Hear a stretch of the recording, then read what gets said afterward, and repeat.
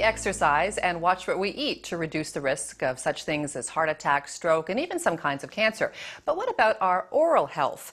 Gum disease may put us at risk for some serious health conditions. And with over 500 kinds of bacteria living in our oral cavity, yuck, dental hygiene is clearly very important.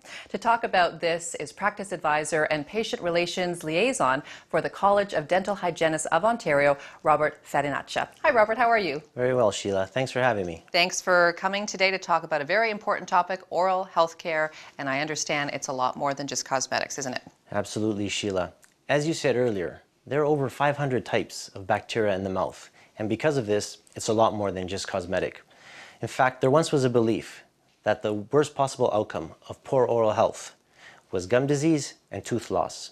However, we know that now that's simply not the case. Having poor oral health can affect your entire body, from head to toe.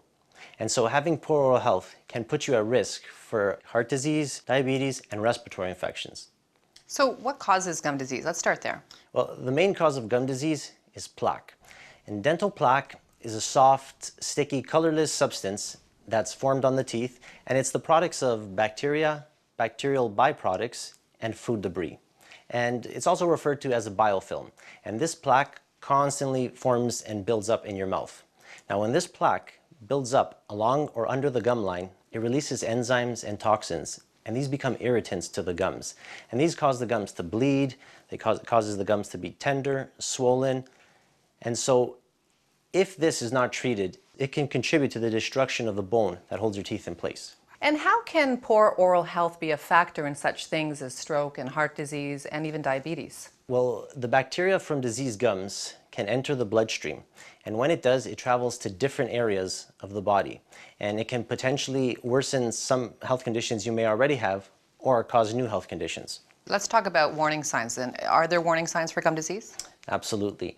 So if we talk about healthy gums, we notice that they're bright pink, they're very elastic, and they're firm.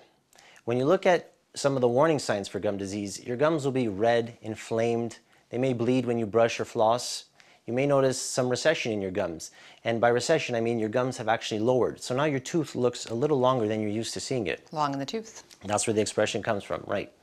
And so some other signs are pus around the gums, pain when you're chewing, or loose teeth. These are all signs and all indicative that there may be some form of gum disease or some degree going on in your mouth. Can we control or maybe even reverse gum disease? So the good news is that by maintaining good oral health, your gum disease can be controlled and maintained. Unfortunately, it's not reversible, but you can definitely maintain it and control it by having good, proper oral care and visiting your dental hygienist regularly. So Robert, what can you expect when you go and visit a dental hygienist? So when you visit a dental hygienist, the first thing they'll do is they'll review your medical history to make sure that there's no medical conditions that could impact the care that they provide to you. They'll then proceed and do a very thorough assessment of your head and neck, your teeth, your gums, and the rest of your mouth. As well, included in that assessment, they'll do an oral cancer screening. If they notice any conditions of concern, they'll refer you to the appropriate healthcare practitioner. They'll then proceed to scale your teeth. And scaling is just cleaning the teeth and removing the plaque that's formed and built up on your teeth. After that, if they see necessary, they'll polish your teeth to remove any surface stain.